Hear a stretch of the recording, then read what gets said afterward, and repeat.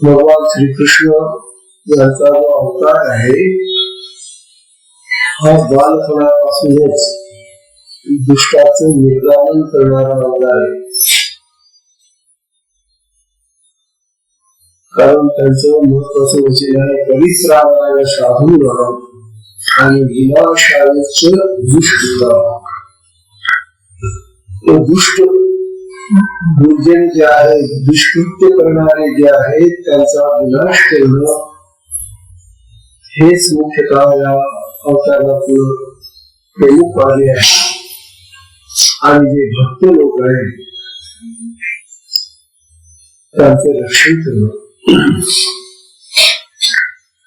तेव्हा दुष्ट अकर्मी अतीत होणं ज्यांची सेना धनाभार ते एकत्र कलहाचे सूत्र पुनरी कृष्ण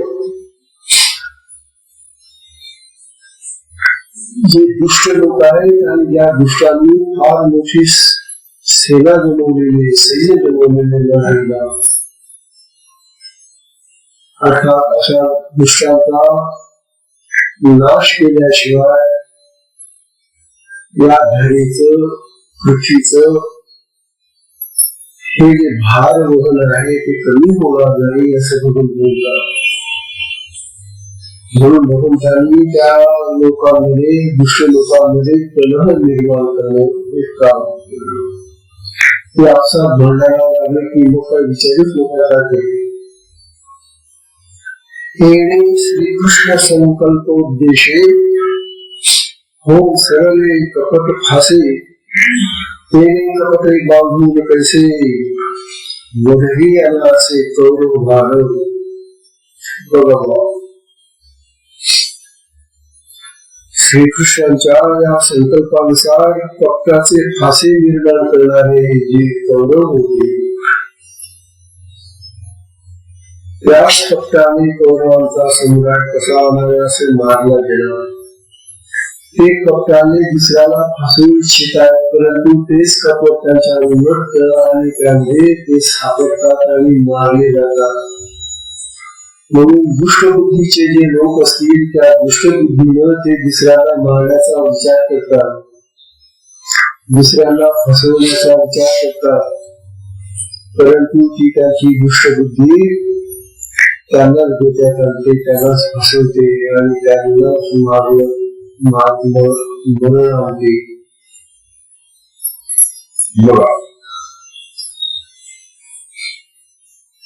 जगी जीत खेळले दुष्ट दुसरा प्रकार कौरवांनी केला जीत खेळण्याचा. जीत खेळणं म्हणजे त्या काळामध्ये राजे लोकांची चैन होती. चैनीची गोष्ट होती. जगी दूत खेळ जे दुष्ट परंतु दुष्ट लोकांनी जे दूत खेळून कर्म केलं तेही आणून दिले कपटे आणि त्या दूतामध्ये सुद्धा कपट होत. ते जे फासे पडायचे ते यांच्याच बाजूला पडायचे. म्हणून कपटी त्या कौरवांनी दूध खेळताना आपल्या बाजूला फासे पाडून पांडवांना दुधामध्ये हरवलं.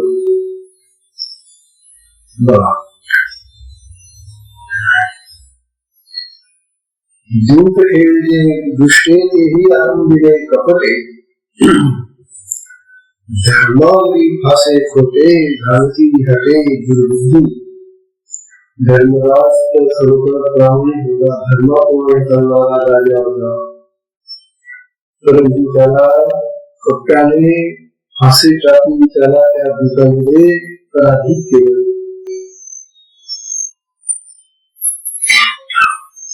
काय केलं त्याने त्याच्यामधून फाशी टाकून काय केलं? कौरवांनी जेव्हा त्या पांडवांना त्या भूतामध्ये हरवलं तेव्हा बाळे भोळे अज्ञानजनी यही कामयती ना धर्मवती ते सातशी धर्माची बाई आणि बांधून सरे बाई.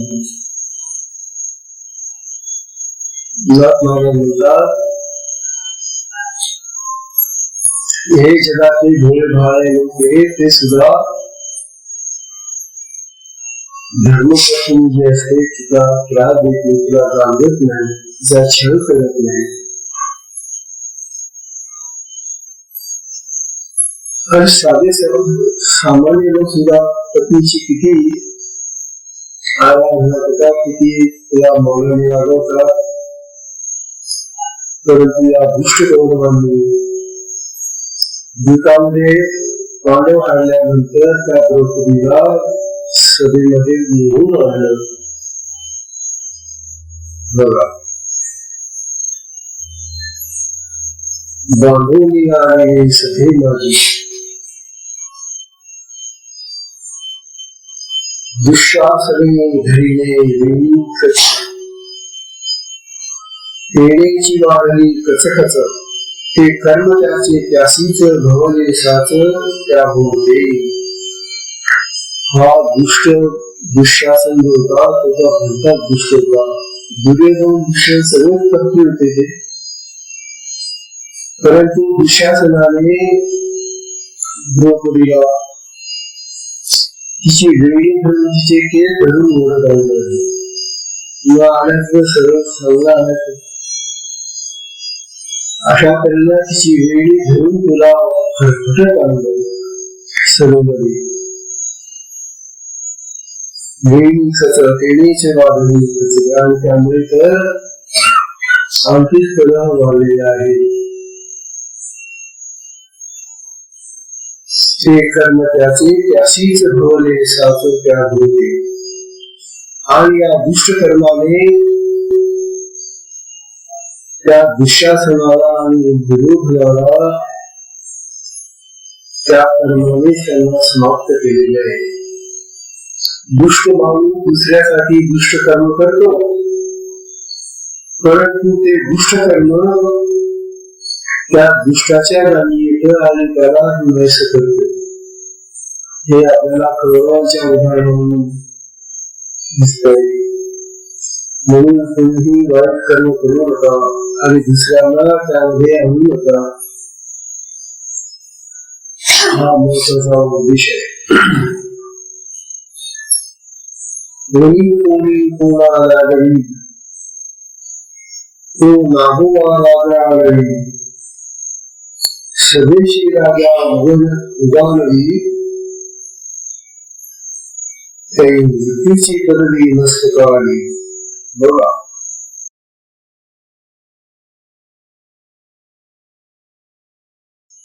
अरण्यामध्ये कोणी कोणाला नाग केलं तर काही कोणी पाहत नाही, परंतु सभेमध्ये हे तिचे वस्त्र फेडतायत. हिने नेसलेली द्रौपदीने नेसलेली साडी जी आहे ती उडतात. ते तिला लग्न करण्याचा प्रयत्न करलेला आहे सभेमध्ये. असा अत्याचार कुठेही नाही.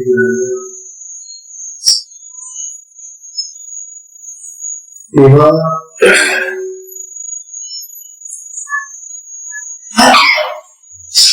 स्वदेशी आणि योगाची मृत्यूची पदवी मस्तकाली. परंतु या दुःशासनाला हीच दुष्ट भोजनाची जी बुद्धी आहे ती बुद्धी त्याच्या अंगी आली आणि त्यांचा नाश झाला.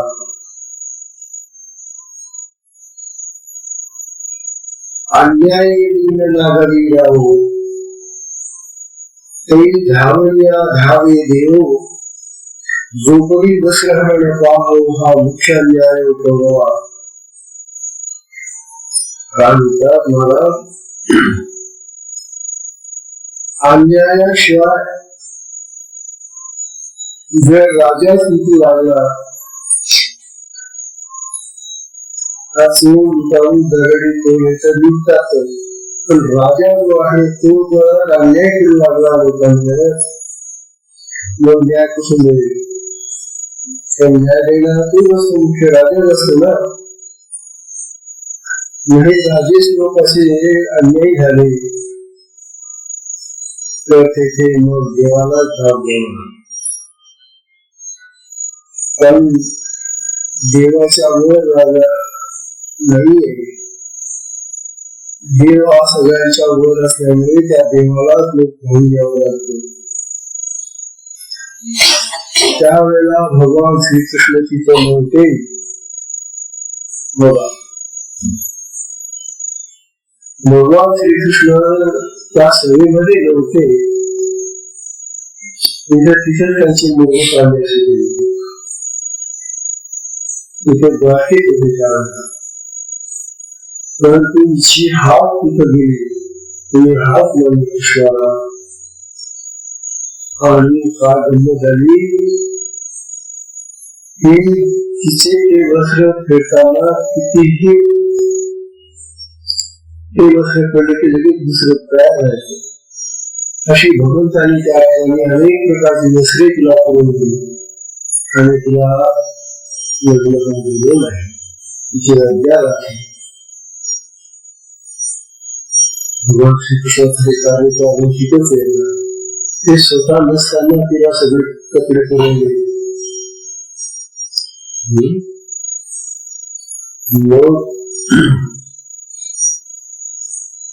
तेव्हा द्रौपदी वस्त्र बोलत आहे. हा महान अन्याय यांनी केलेला होता. अभिषाने गरदाने धनदाना अपहरणे घाला घालून मारणे शस्त्रपाणी होणे राठ आग घालायची विष घालायचं द्रव्याचा आणि स्त्रियांचा भार घालायचा अपहार करायचा घाला घालून मारायचं मारण्यासाठी हातात शस्त्र करायचं. या सगळ्या दुष्कृती आहे आणि या सगळ्या दुष्कृतीचा अवलंब केलेला आहे. बघा, अवज्ञा आणि हेळणे दुरुक्तीचे धर्मक्षण हेची निमित्ताशी कार्य केले संपूर्ण श्रीकृष्ण. अवज्ञा उपहास दुरुक्ती धर्माचा छळ हे जे आहे हे भगवान श्रीकृष्णांनी निमित्त घेऊन त्या कौरवांना त्यांचा विचार करण्याचं कारण बनलेलं आहे. पापी माणूस काही दिवस त्या पापामध्ये परंतु पाप करण्यात जास्त दिवस विजय होत नाही. कारण त्याचा रक्षक जो असतो तो दुष्टच असतो. परंतु धर्म कार्याचा रक्षक भगवान असल्यामुळे भगवंतांनी या सगळ्या दुष्ट कर्मांना नष्ट करण्यासाठी भगवंताने अनेक प्रकारे सहाय्य केलेले बाळांना पतिव्रतेचे वस्त्र तेने तत्काळ पावे मरण हेच कलहाचे कारण पुनर्निर्माण येणे करणे. आता काय झालं या पतिव्रता द्रौपदीचं वस्त्रहरण करण्याने महान पाप केले आहे आणि त्या पापाचा परिणाम त्याच्या सगळ्या कुळाचा नाश करण्यावर झालेला आहे. हेच वेगळे नाही जे दिवस तेवढेच मेले नाही तर त्यांच्या कुळामध्ये कोणी शिल्लक राहिले, सगळे मारले गेले. तेणे सकळ पावले नगर हेची कलहाचे कारण कुलनिर्धारण केले करणे सगळ्या कुळाचे निर्धारण करून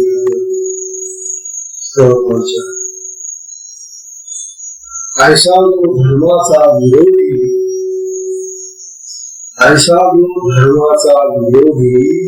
त्याशी देव अवश्य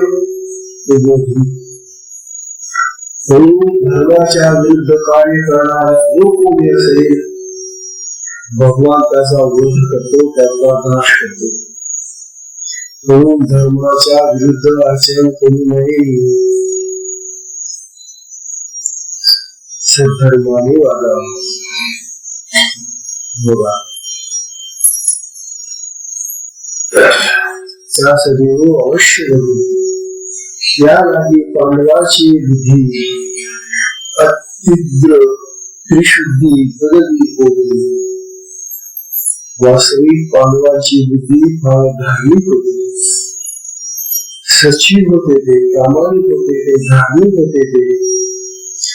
परंतु त्याही बुद्धीमध्ये या दुष्ट कौरवांनी संताप राग निर्माण केला. कारण संताप निर्माण केल्यामुळे त्यांचा वध करता आला.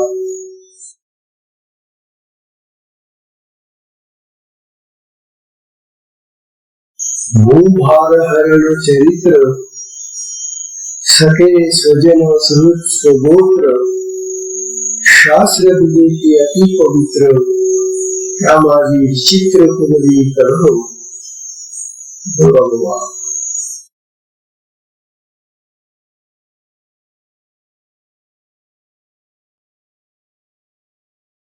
पृथ्वीचा भार कमी करण्याच्या हेतून आपले वरिष्ठ सगळे सोयरे भाऊबंद शास्त्रज्ञ मग कोणी का असेल त्या कुळामध्ये सगळे मारले जातात. कारण दुष्टांच्या कुळामध्ये काही चांगले लोक असतात, सगळेच काही दुष्ट नसतात. परंतु या दुष्टांनी त्या कुळाचा नाश करण्यासाठी अशी काही कर्म केली असतात, त्यामुळे त्यांच्या सकट ते बाकीचे दुसरे मारले जातात. बघा सगळे सोयरे भाऊबंद शास्त्रज्ञ अत्यंत पवित्र अशांमध्ये सुद्धा विलक्षण कलह उत्पन्न झाला होता. तेव्हा धराभार हरावया गोविंदू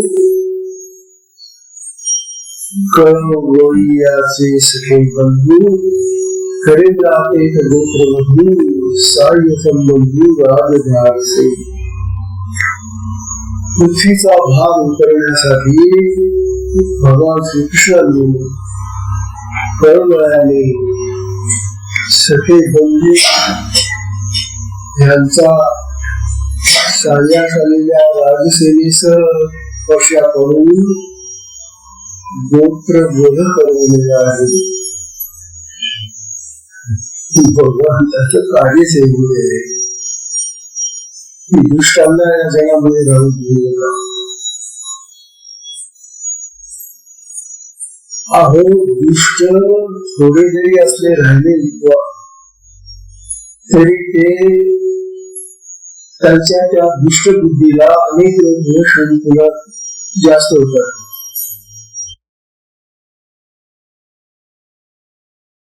म्हणून दुष्टांच्या समाजामध्ये दुष्टांचा थोडासा जरी प्रवेश झाला, चांगला समाज आहे, तो समाज आहे, पण एक दोन माणस दुष्ट त्याच्यामध्ये झाले, बिघडले की त्या सगळ्या समाजाला काळ खेळते, काळ लागतो. आणि त्याचा होतो त्याच्याबरोबर चांगल्याचा विनाश होईल आणि त्यांनी त्यांना आपल्याकडे घेतली म्हणून दुष्काळाला आपल्याकडे घेऊ नका आपण त्यांच्याकडे जाऊ नका हा बोध आपल्याला यामधून करतो बघा भूभारपुतला निरुधेर अस्य वित्तैस बहुभिः शिखस्तम् प्रमेयः मन्ये मनेन गतौ अवृतम् विभारण्यता यदम् पुरमो हि व्यक्तिहारिता ऐसे पक्षपाती राजे अपार अमीय सेना धड़ाभार मारविले धर्म कर निशांतर कलहाचे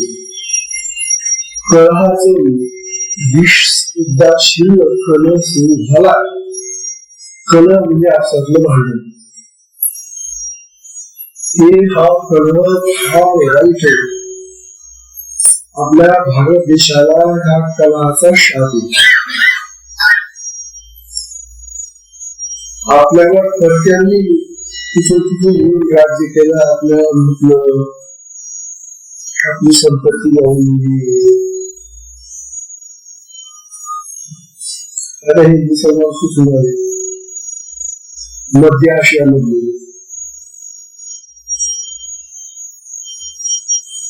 काय होतं त्यांच्याजवळ काही शस्त्र काहीच नव्हतं कधी इथे राजे कलह गेले होते या राजांमध्ये भांडण होते आपसामध्ये आणि त्याचा फायदा त्यांनी मिळाला इंग्रजांना तेच झालं कुठे इंग्लंड किती छोटस बेट इंग्लंड मध्ये भारत एवढा मोठा देश आहे इतक्याशा छोट्याशा बेटामधल्या लोकांनी आपल्यावर राज्य केलं किती 150 वर्ष 150 वर्षात का संपत्ती नेली त्यांनी आपल्या देशातून भारताला दारिद्र्य येण्याचं कारण हेच आहे कलह आपसात लोक जे राजे होते त्या काळामध्ये हे राजे आपापसामध्ये भांडायचे कलह करायचे कलाचा बरोबर त्यांनी फायदा घेतला अशा तऱ्हेने आपला देश गरिबी उडलेला आहे भिकारी उडलेली आहे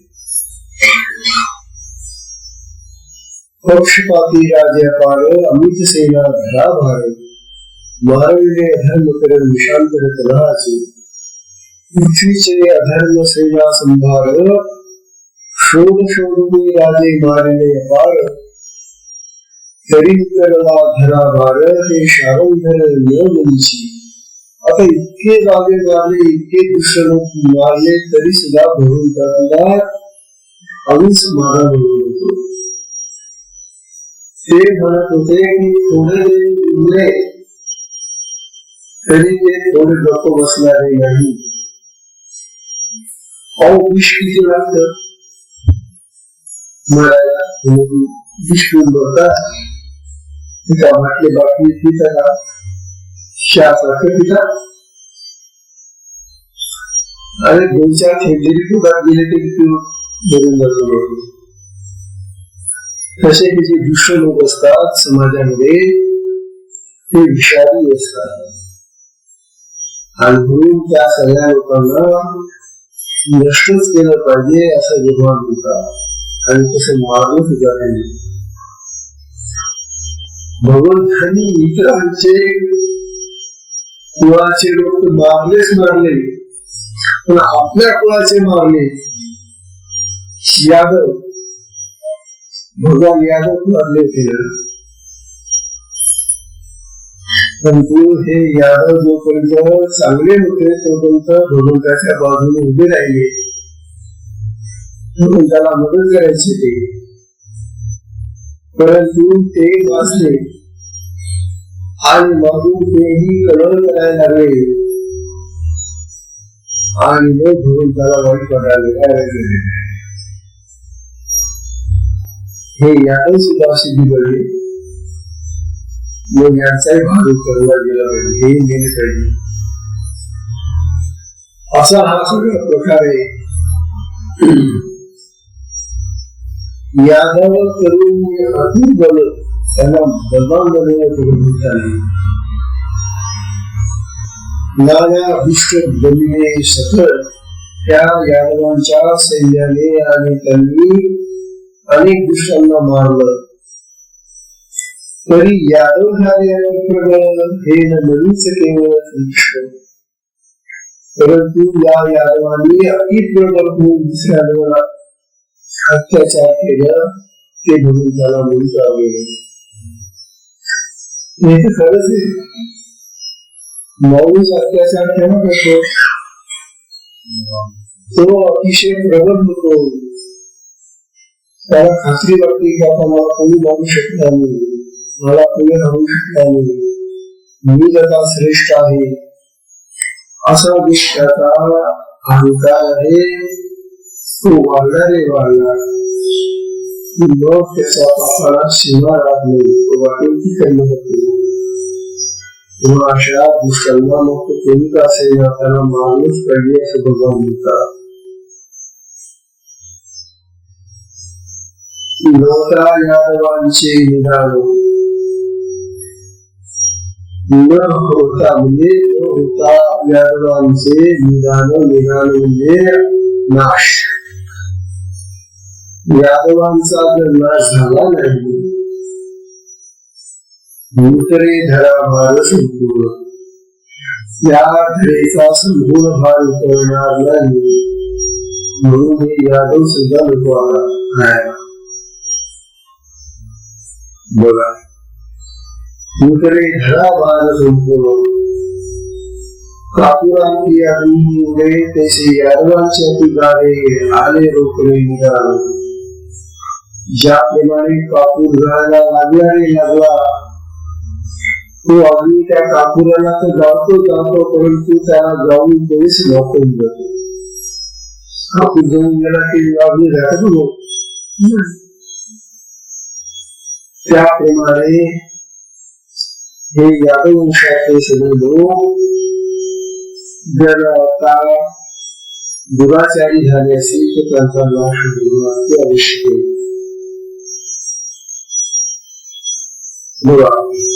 अग्नि करके खाने वाले कापुराल की अग्नि में ऐसे यादवांचे अति गाड़े आले रोकड़े निदान. फळ वाढे वाढी फळ पाते मारी झाड तोडी ऐशी यादव कुळाची शीद गाडी सडे रोकडी मरणार्थ. भगवान म्हणतात केळीचं आता ज्यांना माहिती आहे केळीची झाड त्या झाडाला केळी आल्या मोठ्या झाल्याच्या फिरण्याच्या उद्देशात आल्या की मग तो घर केळी काढून घेतात आणि झाड शिल्लक राहू देतात. मग झाडे करून टाकतात. असेल त्या झाडाने काय केले केळी दिली आहे त्या झाडाला करून टाकतात. तस त्याप्रमाणे यादव कुळाची शिजता फार वाढलेली आहे. ती आता खूप उंच होत चालली आहे म्हणून तुला तोडलंच पाहिजे, तुला छाडलं पाहिजे. आता चढे रोकडी वरवाढ किंवा दुसरं उदाहरण देतात आपल्याला फळ तरी पाके तरी नाही हे घेऊन जाय मारी पैशी स्वप्नकडे वनमाळी द्यावया तत्काळी सये इच्छी. हा जो वनमाळी आहे आपला हा विश्वाचा वनमाळी आहे भगवान. आता या भगवंताला या वनामध्ये जगाच्या विश्वाच्या वनामध्ये ही फळ जी किती त्यांना तो घेऊन जातो ना. फळ पिकलं की जसं घेऊन ते बाजारात विकायला म्हणा ते खायला म्हणा जातात. तसं अतिशिबिरात पोहोचलेले जे दुष्ट लोक असतील त्यांना मारलं पाहिजे, तोडलं पाहिजे. या वयात श्रेयची अनंत बाहू प्रतापे यादव वाढले श्रीकृष्ण कृपे तोची निधनाचे संकल्पे काळरूपे क्षुद्रा या भगवंताच्या कृपेनं या यादवांना सामर्थ्य लाभलं होतं आणि त्या सामर्थ्याने ते उन्नत झाले. बघा, माणसाला सामर्थ्य लाभलं, ऐश्वर्य लाभलं की त्याच्या वर्तनामध्ये, त्याच्या डोक्यामध्ये वाईट विचार येऊन बिलकुल वाईट कृत्य करायला लागतं.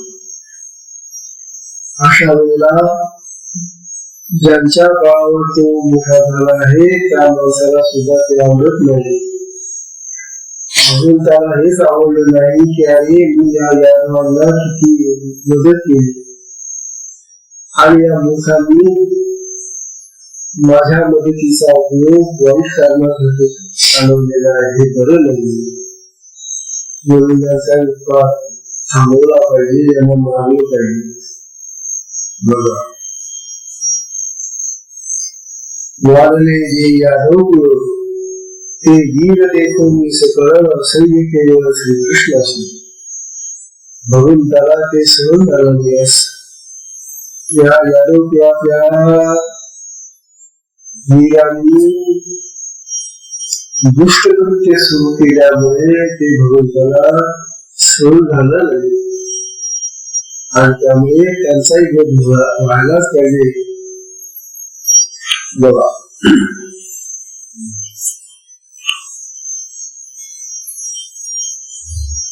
मग केलिया निज धर्मा, मग केलिया निज धर्म, मग केलिया निज धाम हेची प्रवर्त किया धर्म श्रीउन्नत संपत्तीचा लाभ, श्रीउन्नत अतिगैव महिमा मुख्य कर्मा निजे. भगवंतात मी जर धर्माला गेलो तर मग नंतर याला मारणारा कोण आणि मग हे का आणखी जास्त उत्पाद करतील. म्हणून मला मी धावा जाण्यापूर्वी यांना संपून जावे भावी हेची प्रवृत्ती अधर्म श्रीउन्नत अति जन्म महिमा याला संपत्तीचा फार मोठा गर्व आहे. मुख्य अकर्मा आणि हे कर्म वाईट कर्म करण्याच्या हेतून सगळं करताय. हे मगबळे अति प्रबळ, हे जे यादव आहे ते माझ्यामुळे प्रबळ झालेले.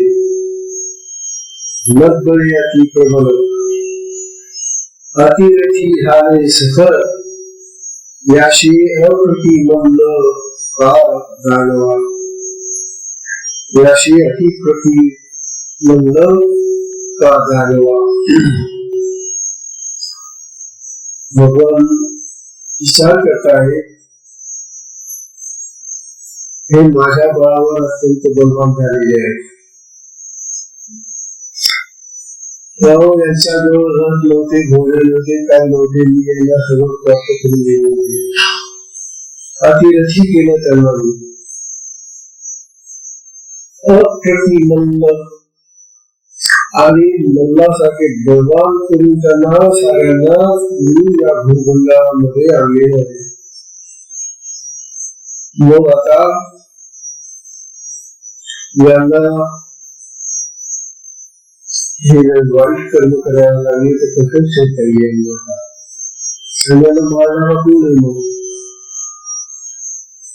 मी जर गेलो मी धावाला तर मग यांना मारणारा कोण हे कोणाला अटकणारे नाहीत नव्हते. बघा,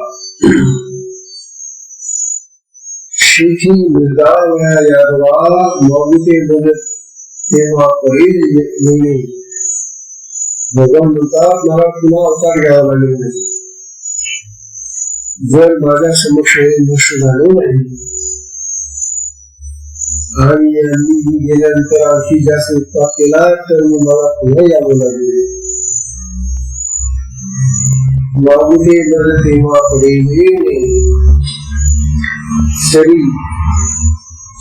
तरी आताच आपले दिवशी तेव्हा आता आपल्या दृष्टीपुढे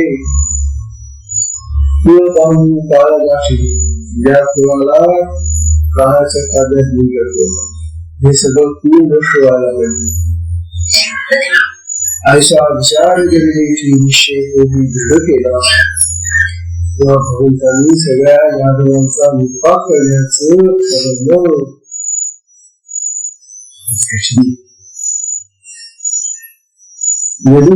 वंशजाळी बरोबर हा वंश जो आहे ना हा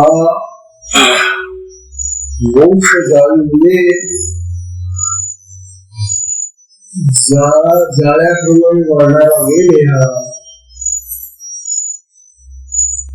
वंशजाळी वाढली श्रीकृष्ण कृपा घेऊन भगवान श्रीकृष्णाच्या कृपेचं पाणी यांना मिळालं. या यदुकुळाच्या पुरुषांना म्हणून हे फार वाढली श्रीकृष्ण कृपा जळी तेथे अवकृपेची इंगळली ऋषी शाप मिळली कपटे पडली. आता यांना तुला शाप मिळाला नको ऋषीचा शाप मिळालेला आहे. त्यांना मारणारच आहे परंतु यांना ऋषीच्या शापाने सुद्धा मरण होऊ नका पण ते मरतील असते. मनुष्य दुष्ट माणूस अनेक सुखांमधून वाचतो परंतु काही त्याच्या सुखात त्याची पाप अशी काही भयानक असतात की त्यामध्ये तो करून बोलतो त्याला मरणच येतो. तसे यादव कुळातले जे आहेत हे जे आहे त्यांना आता ऋषींची शाप मिळायला लागली आहे. तेव्हा हे नक्की धर्म आहे. काला कोटे नाशिली ऐसे यादव कुळ निर्धारण करुण्या स्वयं श्री कृष्ण निरसुनी निर्धावा दमेन स्वलीला अपळ करू इच्छे.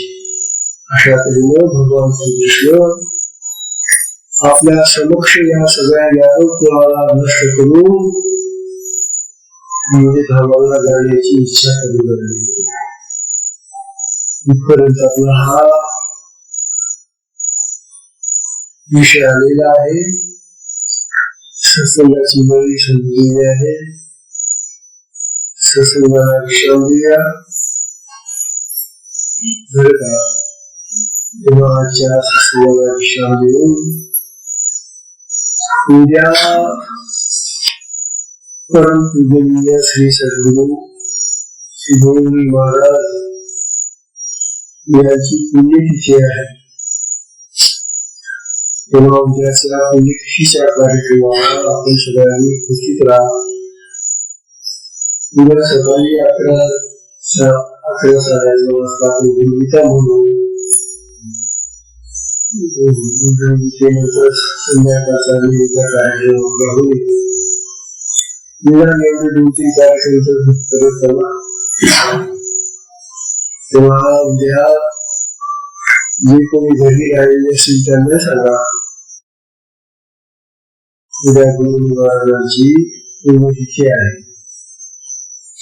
असो सत्संगाची वेळ संपलेली असल्याने सत्संगाला विश्राम देऊया. हरि ओम.